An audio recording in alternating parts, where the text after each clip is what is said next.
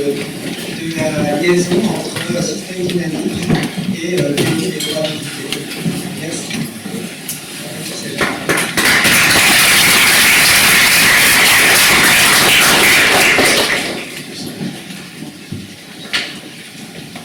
Bon, je teste juste le...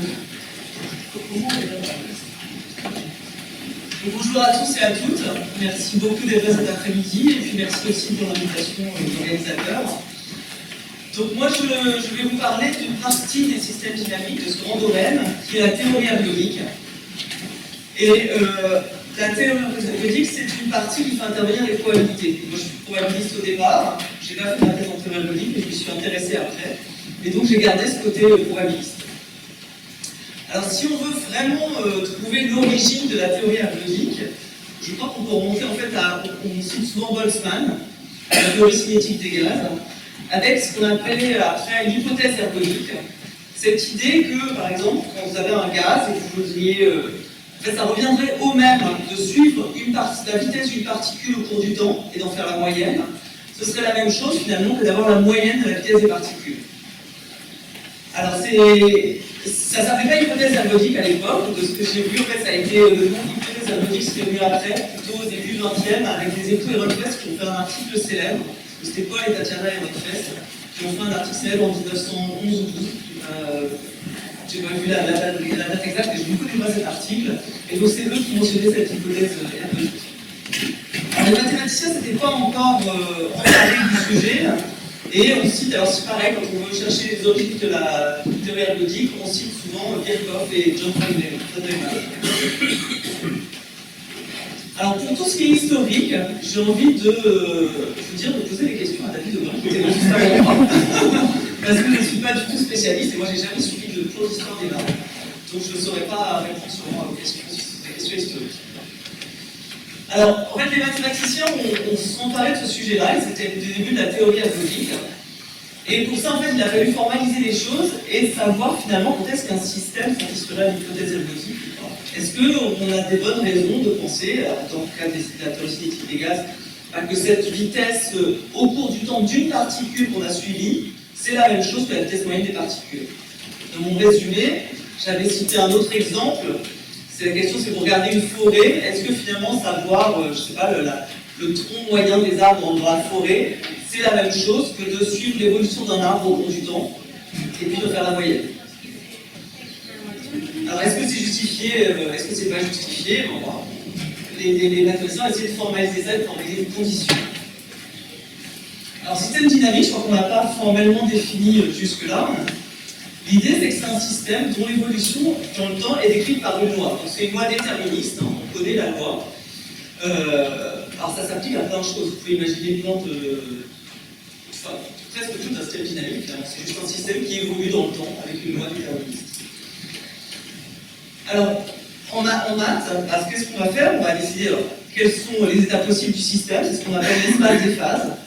Donc là, je le note grand X. Donc c'est tous les états possibles du système. Et puis on décrit l'évolution par une transformation. C'est une transformation qui va de x dans x. Donc on parle, si x ça représente petit x l'état du système à un instant donné, et bien t de x c'est l'état du système à l'instant suivant. Alors je vais vous donner un exemple tout de suite. Des petits exemples joués. Imaginez qu'on regarde la translation. Donc vous avez la translation d'un vecteur qui est donné. Je vous ai montré point x. Quelle était son image, t de x. Et alors en fait, ça va pas être la translation dans le carré, on va plutôt regarder ça, la translation dans le tore. Et donc qu'est-ce que c'est le tore? Ça veut dire qu'on va recoller finalement le bord du haut de mon carré et le bord du bas. Donc si vous avez votre carré, l'idée c'est que ce bord-là coïncide avec celui-ci. Donc ça revient à le recoller comme ça. Pardon. Et puis en fait, les bords sur les côtés droit et gauche aussi vont être recollés. Donc là, je ne vais pas pouvoir le faire avec ma feuille. Mais l'idée, c'est que je vais replier et recoller. Donc finalement, mon tore, c'est un peu une bouée, c'est un donut. C'est ça mon tore. Et donc, je vais regarder la translation sur le tore. Alors, ça va pas être facile de là, si je reste dans mon carré. Donc, ce qui est le plus simple, c'est de recopier mon carré un peu partout. Et finalement, vous voyez que comme j'identifie le bord droit, le bord gauche de mon carré, et le bord haut et le bord du bas. Finalement, ce qui m'intéresse, c'est dans chacun des carrés, où va se trouver le point, là, mon point rouge. Donc si je garde seulement la position du point dans un carré, voilà, là, l'exemple, j'applique mon système dynamique à partir d'un point X. Vous voyez que le premier point T de X, il était resté dans le carré initial, et évidemment, T2 de X, j'étais arrivé plutôt en bas. Donc vous voyez que finalement, je peux représenter la translation sur le tore juste dans le carré en faisant ce petit procédé. Donc ça, c'est un exemple voilà, de système dynamique. On reviendra après dessus. Un autre système dynamique très simple, ce serait de regarder le cercle, et puis de regarder juste une rotation sur le bord du cercle. Hein. Donc ici, j'ai un angle donné, vous voyez, et puis tout simplement, l'image de mon point X, c'est mon point T de X, après une rotation d'un certain nombre de données.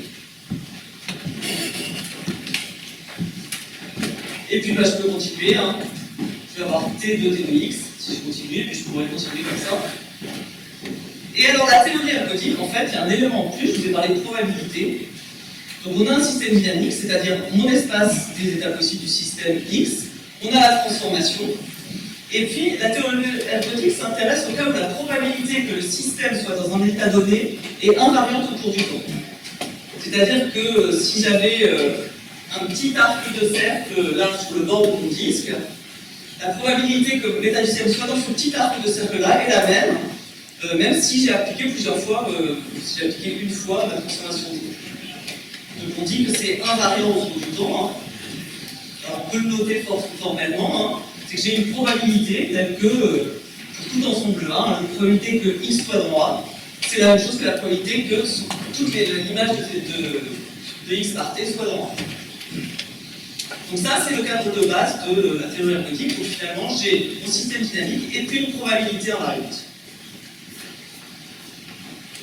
Alors si je reprends les deux exemples de la rotation et de la translation, hein, qu'est-ce que ça veut dire pour la rotation? Ça veut dire que typiquement, la mesure, quand je dis mesure, c'est mesure de probabilité, alors vous pouvez penser à la probabilité. La probabilité d'être dans un petit arc de cercle, hein, finalement, va être proportionnelle à sa longueur. C'est ce que ça va imposer. Pour la translation sur le tore, c'est pareil, c'est que la probabilité d'être dans un petit domaine, finalement, va être conservée au cours du temps, et c'est la conservation de l'air au cours du temps. Alors ça, pour ceux qui connaissent, ça veut dire que la probabilité ici, dans ces deux exemples-là, c'est la mesure de Lebesgue. Mais retenez juste que voilà, c'est quelque chose qui est proportionnel à la longueur des arcs de cercle pour la rotation, ou bien proportionnel à l'air dans le cas de mon carré. Ok, donc là on a un cadre de base. Et puis en fait, qu'est-ce qui va nous intéresser? Et bien, ce qui va nous intéresser, c'est de suivre ce qu'on appelle l'orbite d'un point, d'un état du système, petit x. Et ce qu'on appelle l'orbite de x, et bien c'est juste, en fait, tous ces itérés quand on applique la transformation. Donc ça va être t de x, t2 de x, alors je désigne par t2 hein, le fait de t de t de x, t3 de x, j'ai appliqué 3 fois ma transformation sur x, et ainsi de suite. Et ce qui nous intéresse, c'est qu'est-ce qu'on peut dire de cette orbite? Pardon, d'accord. Qu'est-ce qu'on peut dire de cette orbite? Alors parfois on ne suit pas directement l'orbite, mais en fait on observe quelque chose, une observation sur l'état du système, on observe à x tout l'état du système, et une observation. Et ça souvent on représente ça par une fonction f. Et donc en fait ce qu'on voit c'est f de x, f de t de x, et ainsi de suite. Et donc qu'est-ce qu'on peut dire de ça en fait et comment classifier les systèmes dynamiques selon en fait les propriétés de ces suites. Si je reprends les exemples précédents, voilà, j'ai pris deux translations différentes. Hein, là. Et vous voyez que si j'applique, alors je ne sais pas combien il y a de points ici, et ben j'ai des comportements très différents. À droite, j'ai une translation qui m'a donné finalement, entre les, je crois que c'était 400 premiers points d'itération du système. Vous voyez quelque chose d'assez régulier, et à gauche, ça a l'air de se répartir un peu partout dans le carré. Vous voyez qu'il va y avoir quelque chose en fait sur le système qui me dit que le comportement va être très différent. Si je reprends le cas d'une rotation, vous voyez que ça c'est une rotation en fait où l'angle est rationnel, et donc ici c'est pi sur 6. et ben en fait, très vite, vous apercevez que vous allez retomber sur le point de départ, et donc l'orbite est périodique. Donc 6 fois T6 de x, c'est x. Et ça se généralise, en fait, dès que l'angle est rationnel. Par contre, si l'angle est irrationnel, alors là, je ne sais plus non plus combien il y a de temps, donc on doit pouvoir le voir. Hein. Vous voyez que, vous commencez en Z0 qui devait être juste à droite, et finalement, ça a l'air de se répartir un peu partout sur le cercle. Et ça, c'est le cas en fait où l'angle était irrationnel. Alors ici, je pense, je ne sais plus quel était l'angle, mais je pourrais le trouver. Ok, donc vous voyez qu'il y a des comportements très différents. Et en fait, la définition importante, hein, ça s'appelle théorie ergodique, donc la définition importante c'est l'ergodicité. On dit qu'un système est ergodique quand pour tout ensemble invariant, probabilité nulle ou probabilité égale à 1. Alors un ensemble invariant, notez ce que ça veut dire, ça veut dire que T-1 de A égale A. Ce que ça veut dire, c'est que si vous regardez en fait d'où viennent tous les états possibles du système qui sont dans A, et bien il est de A lui-même. Voilà, c'est ça, l'ensemble invariant, hein, vous appliquez T, ça ne change pas, c'est toujours le même ensemble. Et bien ça, dans le système est ergodique si il n'y a pas d'ensemble invariant triviaux. C'est-à-dire si un ensemble est invariant, en fait sa probabilité est nulle, sa probabilité est égale à 1. Et ça, c'est la définition importante en théorie ergodique. Et on va voir le lien que ça a avec l'hypothèse ergodique. Alors, je reprends mon exemple. L'orbite est périodique.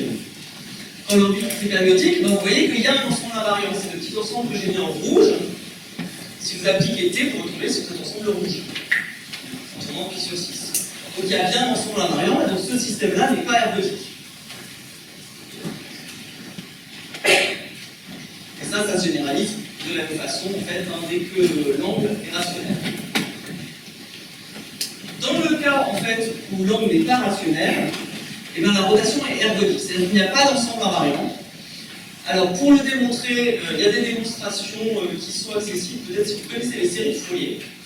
C'est une façon de démontrer. Il y a d'autres démonstrations, que ce soit la rotation soit ergodique dans ce cas-là. Et avec les séries de Fourier, c'est une démonstration qui est un peu plus coûtée, ça, je pense. Donc, vous voyez, deux comportements différents selon que le système est ergodique ou non ergodique. Et voilà le théorème de Birkhoff. Alors, qu'est-ce que dit ce fameux théorème de Birkhoff? Eh bien, il dit que dans le cas ergodique, donc quand il n'y a pas d'ensemble invariant non trivial, pour presque tout x, la moyenne temporelle de la suite des observations coïncide avec la moyenne spatiale sur la fonction de l'ensemble des états. Alors qu'est-ce que ça veut dire? Pour presque tout x, ça veut dire que si je prends un point x, c'est mon point de départ hein, sur lequel je vais appliquer ma transformation. Donc le théorème est vrai pour presque tout x, ça veut dire en fait en dehors d'un ensemble de probabilités nulles. C'est-à-dire qu'il y a des petits x pour lesquels ça ne marche pas. Mais il n'y en a pas beaucoup. Parce que ceux pour lesquels ça ne marche pas, c'est un ensemble de probabilités. Donc pour presque tout x, ce que j'appelle la moyenne temporelle de la suite des observations, hein, c'est la moyenne, dans le sens où moyenne, hein, j'ajoute toutes mes observations et je divise par n, hein, les n premières, je divise par n. Cette moyenne-là converge vers la moyenne spatiale, et là c'est mon intégrale de ma fonction f par rapport à la probabilité p qui était invariante, la fameuse probabilité de l'utiliser qui était invariante par la transformation.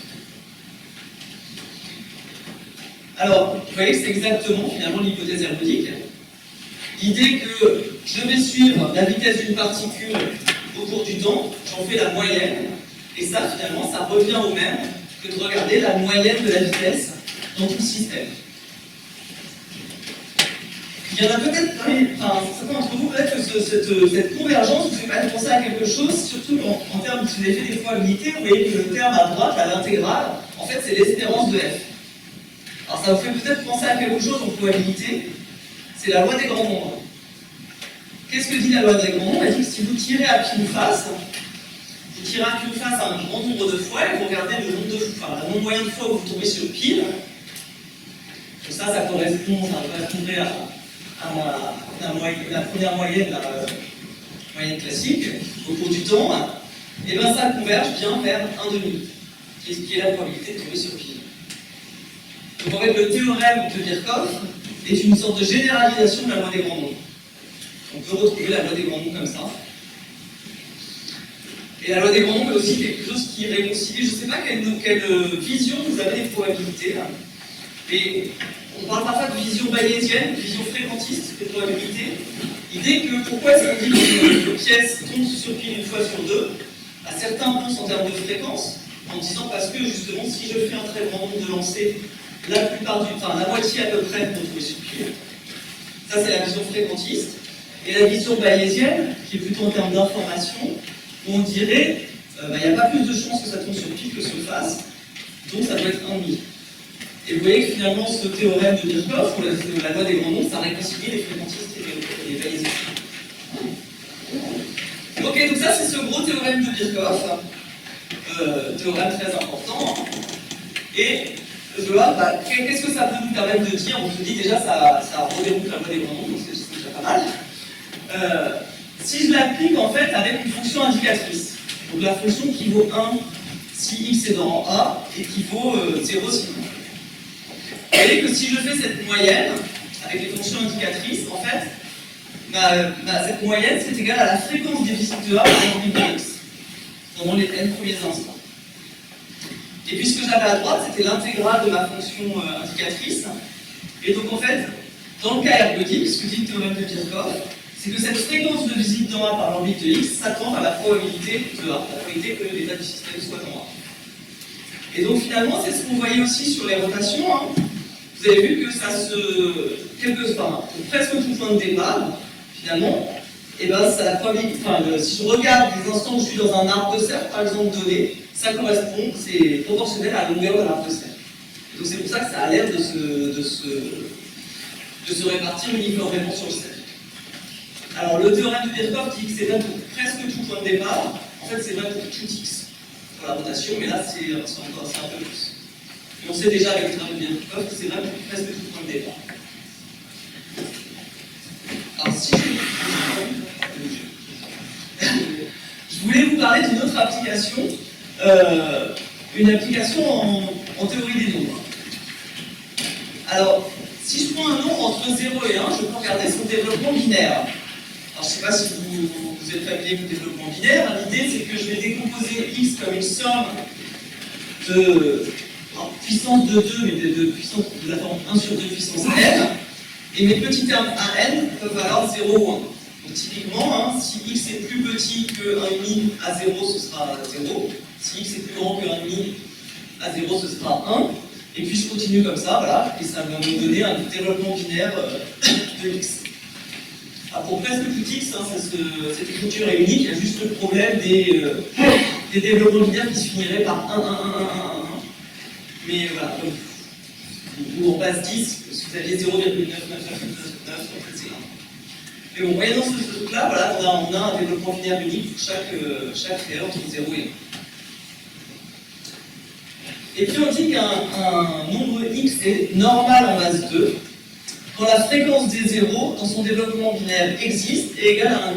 Et puis pareil pour la fréquence des 1, qui dans son développement, il y a à peu près la moitié des nombres qui va à la fin. Donc ça c'est les nombres normaux en base 2. Et ce qu'on peut montrer à l'aide du théorème de Birkhoff, c'est que presque tout x est normal en base 2. En fait, de toute façon, tous les résultats, c'est à chaque fois pour presque tout x. Alors, je vais juste vous donner une idée de la preuve. Donc, on s'intéresse, en fait, les exemples des états possibles du système, ce sont les nombres entre 0 et 1. Et puis, notre transformation, ça va être la transformation juste multipliée par 2. Alors, évidemment, si je multiplie par 2, je peux sortir de x. Donc, je vais prendre modulo 1.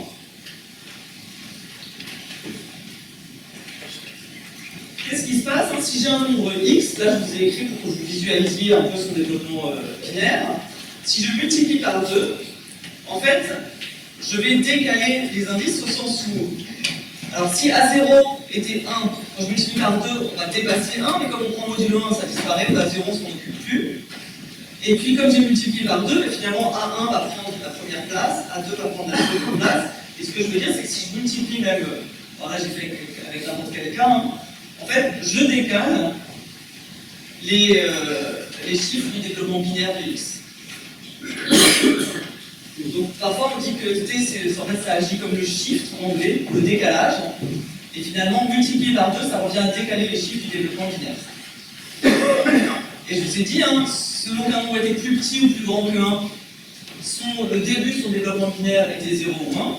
Et donc ce qu'on peut voir, c'est que AK plus 1, c'est 0, si et seulement si TK de x est plus petit que 1,5. Alors si je reviens, je vais appliquer le théorème ergodique, mais pour ce système ergodique là, avec x et t, il faut quand même que je vérifie que le théorème ergodique s'applique, et puis que j'ai une probabilité là-dessus qui fonctionne bien. Alors en fait, on peut montrer que la mesure de Lebesgue est invariante par t, et que t est ergodique. Donc ça, c'est quand même un petit travail. Et une fois qu'on a ça, alors on peut appliquer le théorème ergodique. Et donc le théorème ergodique, on va l'appliquer avec la fonction, comme une fonction indicatrice. Puisque quand je vais, ce que je regarde, c'est est-ce que les points de mon orbite sont plus petits qu'un demi. Si c'est le cas, je suis en train de faire la fréquence des zéros dans le développement binaire de x. Et donc là, tout marche bien. Et donc finalement, la fréquence des zéros dans le développement binaire de x, presque tout x, ça vaut 1,5. Alors ce que j'ai fait, évidemment, je peux le faire pour 1, pour la fréquence des 1. Et puis, vous pouvez aussi remarquer que tout ce que je vous ai dit là sur la base 2, ça marche sur d'autres bases. Donc pour presque tout x aussi, le nombre x est normal en base B. Alors en fait, ça veut dire aussi que pour presque tout x, le nombre x est normal dans toutes les bases simultanément. Alors ça, c'est pas mal, c'est un résultat qui est connu par ailleurs, hein, mais et ce qui est assez joli, c'est qu'en fait, je dis ça, mais c'est très difficile d'exhiber un nombre x qui soit normal dans toutes les bases. Et pourtant, c'est vrai pour presque tout x. J'ai peut-être été... Je ne comprends pas si vous m'arrêtez. C'est bon. Ok. Donc voilà, donc je vais vous montrer quelques applications, notamment une application qui finalement sort du...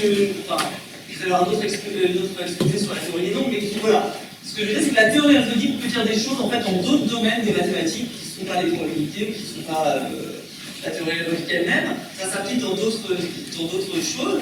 Mais alors ici, pour ce théorème-là, avec l'idée quand même que ce qu'on montre, c'est toujours pour presque tout x, on ne peut pas montrer, enfin donner, ça ne donne pas un x pour lequel c'est vrai. Alors si j'ai juste 2 minutes, je voulais aussi vous parler d'une autre définition importante en théorie ergodique qui est le mélange.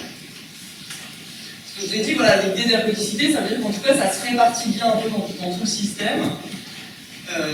Mais il y a une notion plus forte que l'ergodicité, qui est le mélange. Et c'est souvent ça en fait, qui fait le lien avec le chaos, avec les conditions de sensibilité initiale. Alors c'est un peu, ici, ça peut vous paraître cette formule un peu barbare, de dire ce que c'est qu'un système mélangeant. Hein. Mais c'est l'idée que, voilà, donc, à gauche, c'est la probabilité que x soit dans t-1 de A intervalle, donc ça veut dire que x est dans B, et que tn de x est dans A. Donc on part de B, et puis on regarde après un instant n, en fait, si on arrive dans A. Alors, si c'est ergodique, a priori on va arriver dans A, mais là ça le formalise plus et ça donne un peu les probabilités. Et ce que ça dit, c'est que ça se répartit bien dans B. Non seulement ça atteint B, pardon, mais en plus ça se répartit bien dans B. Alors c'est quelque chose qui est, si un système est mélangeant, il est ergodique. Et je vais vous dire, alors dans le cas de la rotation que je vous ai cité, si je vais mentionner, et le cas de la translation, ce sont des systèmes qui sont ergodiques mais pas mélangeants. Donc je voulais quand même vous présenter un système qui était mélangeant. Et c'est la transformation du boulanger. Alors, je vous ai fait un petit dessin pour expliquer, mais sinon je vous ai mis vraiment ce que c'est la transformation du boulanger. Hein. L'idée c'est que donc, on a des points sur le carré 0,1 sur 0,1. Et puis, on va écraser. Le boulanger écrase sa pâte. On coupe et on remet par-dessus. Alors, formellement, hein, là, vous voyez que, en fait, si on était dans la première partie, hein, on écrase la pâte, on est encore bien dans le carré, donc on reste comme on est, hein, si x est entre 0 et 1,5. Et puis, par contre, en fait, on a découpé. Je sais pas si ça marche. Ah oui, ça va faire remonter. Il n'y a pas de... Non, bon. C'est pas grave. Bon, donc, vous voyez dans le dessin du micro, en fait, je coupe la pâte, en fait, je coupe tout ce qui dépasse de mon carré et je le remets au-dessus. Donc là, c'est une application de ma transformation, hein, de la gauche vers la droite. Et en fait, si je l'applique plusieurs fois, donc ça c'est une étape, 2 étapes. Ah, j'avais dû aller faire 2 étapes d'un coup tout à l'heure. Et pardon. Donc en fait, la deuxième, voilà, ça c'est une étape de la transformation, 2 étapes, 3 étapes, et je continue comme ça. Hein. Alors vous voyez que ça se répartit à peu près, enfin, un peu partout, et ça se répartit vraiment partout. Donc c'est ergodique, donc on sait que ça se répartit pas, enfin les points se répartissent partout, mais il y a une grosse différence, c'est que quand je faisais ma rotation par exemple, 2 points très proches, alors au fil du temps il va se répartir un peu partout, mais ils vont rester toujours très proches.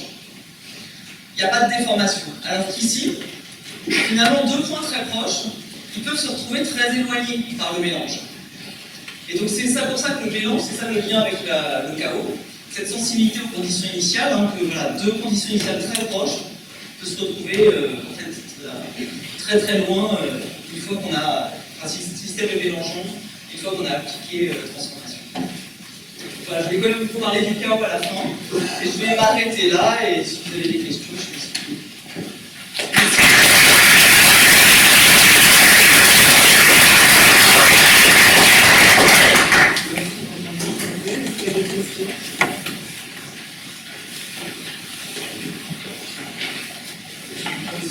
Vous avez pris les dimensions, alors que vous donnez que le temps c'était en dimension de la carte, ça fait longtemps. Alors, tu peux des exemples maintenant? Pardon, alors là, évidemment, j'ai pas d'idée en tête. Oui, donc la question c'était est-ce que les systèmes mélangeants ont une dimension? Je veux dire oui, mais alors là, j'ai pas d'idée qui vient comme ça. Comment? La multiplication du. Ah, bah oui, oui, voilà, tout simplement. La multiplication. D'accord, ok. Ouais. Est-ce qu'il y a d'autres questions? Merci. Merci.